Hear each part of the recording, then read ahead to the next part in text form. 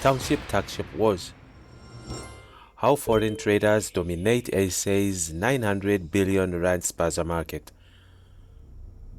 As communities, the government, interested and affected organizations, and bystanders call for urgent action to return the thriving tuck shop business back to South Africans, the question of how foreigners break into that economy remains.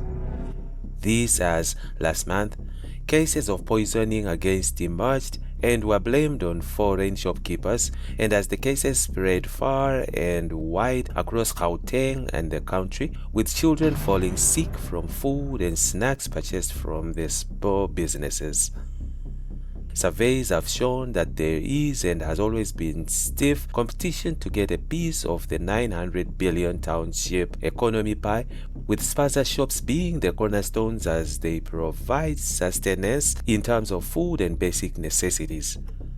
When Sustainable Livelihood Foundation, a Cape Town-based non-profit organization, conducted an in-depth study to understand the current characteristics of ownership and the scope of employment within the business and trading practices of Spaza shops in the Western Cape and Gauteng townships, what they found included how foreign nationals relied on the strength of their social networks.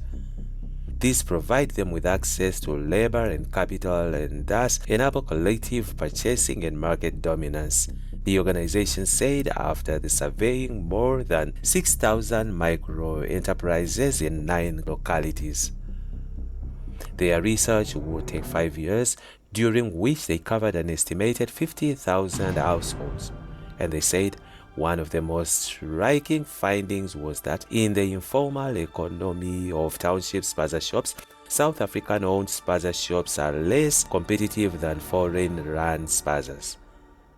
SME South Africa, after looking at various studies, said there was a growing concern from local business owners that much of the economic value now generated within the Spaza shops market, including wages, was exported from the township economy to the home countries of these foreign entrepreneurs and workers. We also noted with concern that the role of foreign shops is to provide access to contraband goods, they added. SME identified key factors of the side of foreigners in owning and managing the Spaza businesses successfully, and they found that they used supply chain networking and price discounting to procure goods more cost-effectively. One factor is related to ownership dynamics, where while the majority of South African Spazas are home-based, foreign-run Spazas usually operate from a semi-detached room or from rented premises.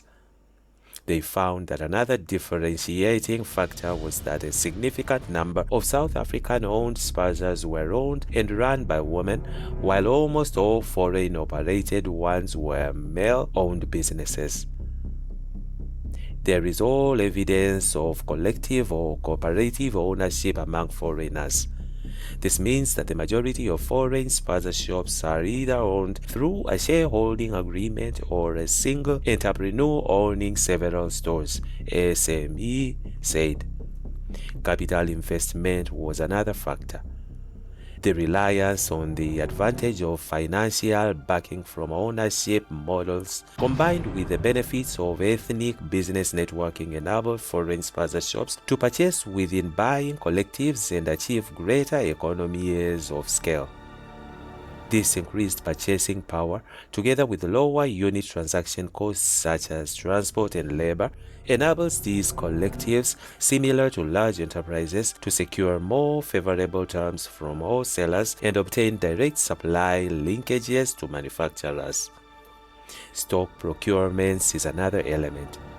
An important business advantage of foreign shopkeepers, for example, lies in the semi-cooperative supply system through which the shop owners procure their goods from wholesalers and manufacturers.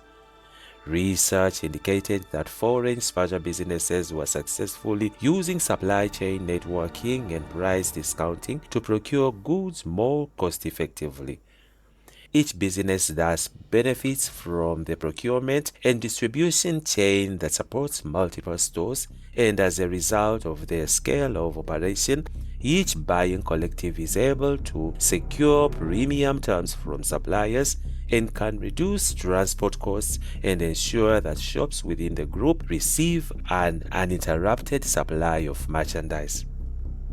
Sold trading South Africans, research showed them meant tax shops were unable to match the collective purchasing power and labor advantages, and so they opted to either close their shops or focus on commodities in which they could sustain a competitive advantage.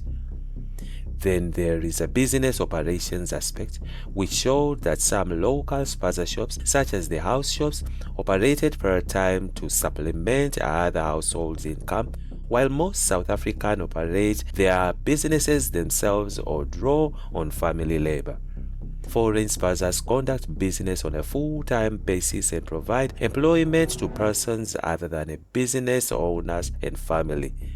Some of these employees work under conditions akin to bonded labor, which means they work around the clock as shopkeepers during the day and security guards at night, enabling them to minimize labor costs whilst employing sufficient staff to operate the businesses over longer trading hours, they said. Then there was product diversification. The success of foreigners within the Spaza market has been achieved through the careful positioning of businesses to operate within particular niche markets. Products diversity and range have given foreign-run businesses a competitive advantage, while local Spaza entrepreneurs have failed to interpret this market.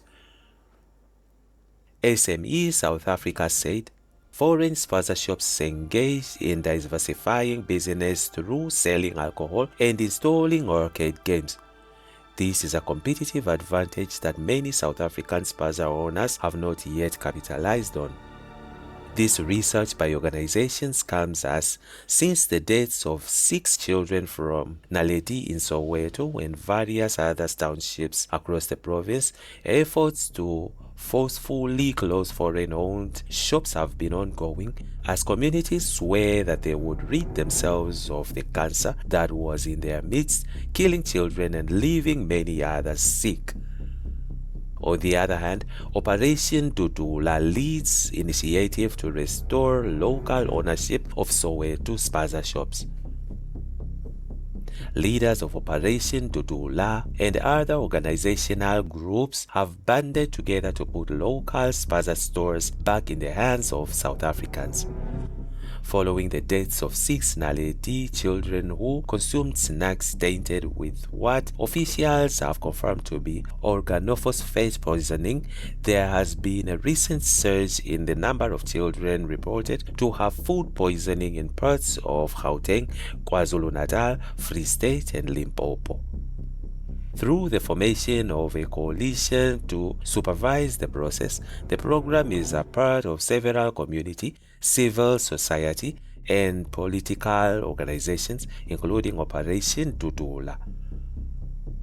One of the proud owners of a fully stocked shop in Mapoka, Mohalanyane from Naledi, Soweto. In an interview with the Star on Thursday, Mohalanyane disclosed that she had previously owned a store and had to close it when immigrants took over the area. Today is a beautiful day for me as I'm now an owner of my shop. I used to have my own shop, but because of challenges, I lost my shop in the process. The good thing about the products here is that they are not like those of the Spaza shops owned by immigrants. Our children will be safe because we sell genuine products, she said. Speaking of the return of the Spaza shop's economy back into the hands of the people, Operation Dudula leader Sandile Dudula said this is a victory for locals who have been marginalized in their own country. Today, we are in Naledi to launch this program to protect the township economy, which has for a long time been taken over by undocumented foreigners. We will be launching this program and take a tour of the shops that are being unveiled today.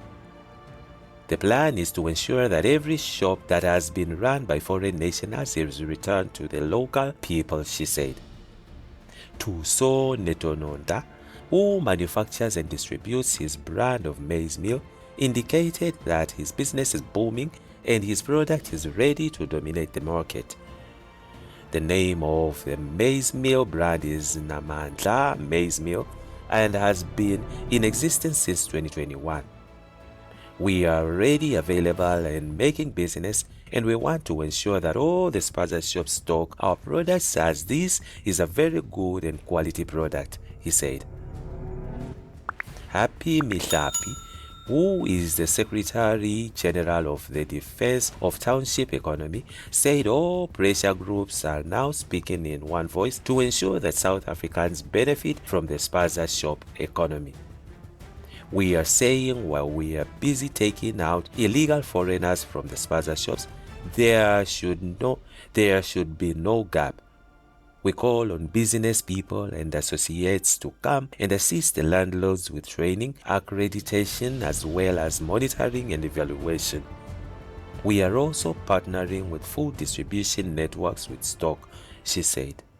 And that's it from Egypt Scribe. Stay tuned to our essay criminals and correctional updates.